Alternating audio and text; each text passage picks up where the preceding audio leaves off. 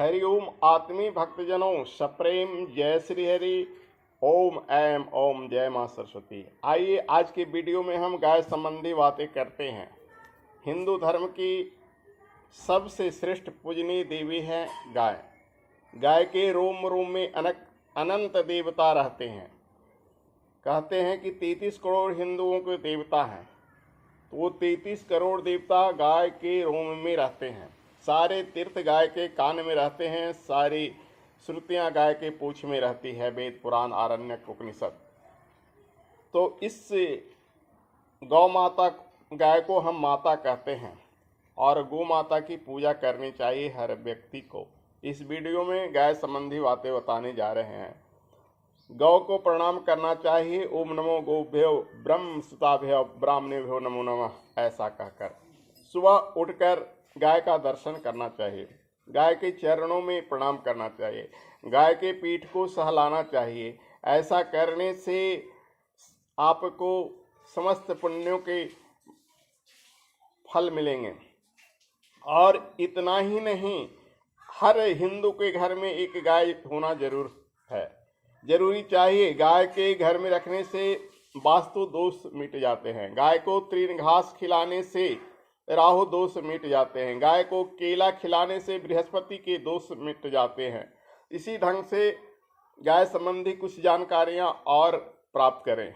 गाय को दूहने का समय प्रातः सूर्योदय से पूर्व होना चाहिए और शाम में सूर्यास्त से पूर्व होना चाहिए। जिस बात को हर कोई नहीं जानते हैं, लेकिन उन्हें जान लेना चाहिए। गाय को खिलाने का समय सूर्योदय से पूर्व है। सानी पानी जो लगाना है, तृण आदि भूसा भूसी डाल देना चाहिए और प्रेम से उन्हें खिला लेना चाहिए। उसके बाद ही गाय दूहना चाहिए। दूहने से पहले बछड़ी को पिलाना चाहिए और दूहने के बाद दूहने के लिए उसके पिछले पैर को बांध देना चाहिए। उसके बाद गाय दूहने वाली को गाय का कान सहलाना चाहिए। गाय के पूंछ का स्पर्श करना चाहिए। उसके बाद उसके पीठ का स्पर्श करना चाहिए और तब गाय को प्रणाम करके दूहने का पात्र रखना चाहिए और मन ही मन यह प्रार्थना करना चाहिए, हे गौ माता, हम समस्त जन आपकी वत्स हैं, इसलिए हम आपके वत्स यानी बछड़े के लिए दूध छोड़कर दूहने जा रहे हैं, जिससे कि हमारे जीवन यापन, हमारा भी शरीर का पोषण दें और हमारे शरीर से जो भी बीमारी है दूर हो। ऐसी प्रार्थना करने के बाद ही गाय दूहना चाहिए। गाय को भोजन कराने का भी समय सूर्योदय से पूर्व और शाम में सूर्यास्त से पूर्व।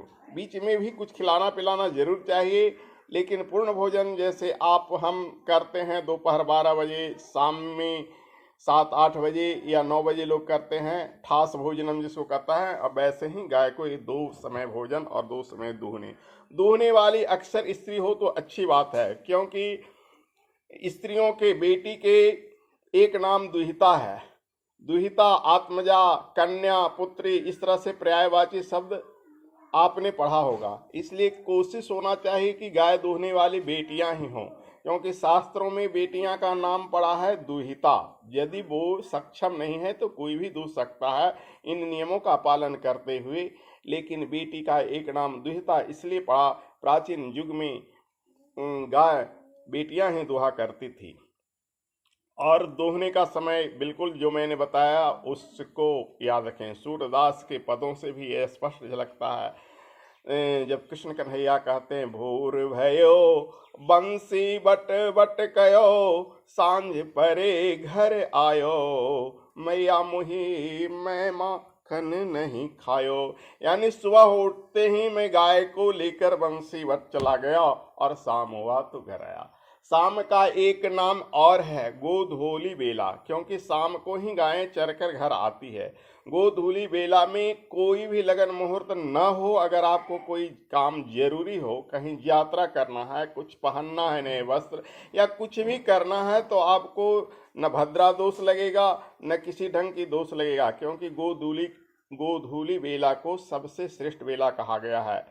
जैसे विष्णु का एक मंत्र है, तदेव लग्नम सुदिनम तदेव ताराबलम चंद्रबदम तदेव ताराबलम चंद्रबलम तदेव विद्याबलम बलम तदेव लक्ष्मीपते ते युगम स्मरामि। यानी जो लक्ष्मीपति विष्णु को स्मरण करके कार्य करता है उसके लिए तारा बल नक्षत्र बल सब अनुकूल हो जाते हैं। वैसे ही जो गोधूली वेला में काम करता है उसके हर काम शुभ होते हैं। बस इतना ही मेरे प्यारे भक्तों, गाय संबंधी बातें फिर कभी मिलूंगा, बताऊंगा। हरिओम तत्सत।